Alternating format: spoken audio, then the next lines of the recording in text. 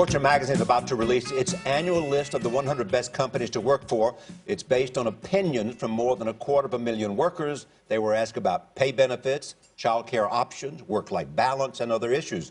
Fortune magazine editor Anya Serwer is with us now to talk about the top companies for 2013. Welcome. Thank you, Charlie. Who's number one? Number one is Google. And they've been number one before. They were number one last year. They continue to make Google a great place to work for employees. And how do they do that? Well, you've heard all about the Googleplex in Silicon Valley, which is almost like a college campus with the free food and all the benefits for pets and the electric cars.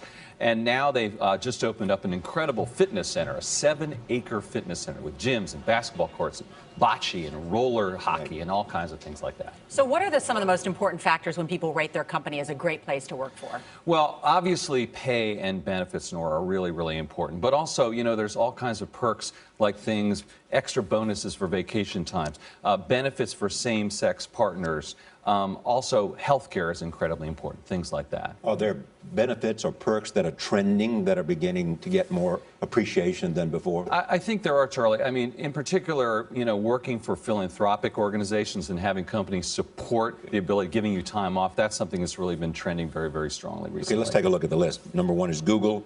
Number two is a European company. Oh, no, SAS. SAS from Raleigh, right. from Raleigh, North Carolina. Yeah, that's right, from North Carolina. And that's a private company. They've been on the list for years and years and years.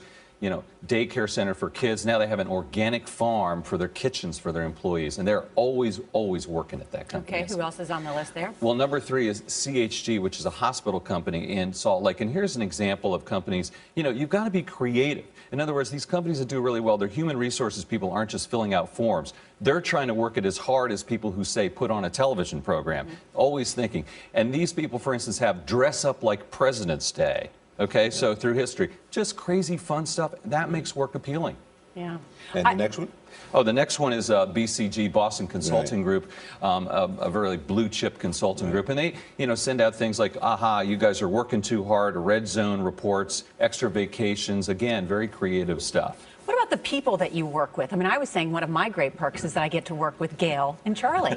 Well, you know, I don't know how you make sure that happens all the time. It's like picking your relatives, Nora, but maybe if you could do that, that would be a great thing in life, wouldn't it? Yeah. But that is what makes working in an environment exciting. You like the people you're with. And the way you make that happen, though, again, is to create an environment that attracts people and attracts the best people to come there. And create a culture.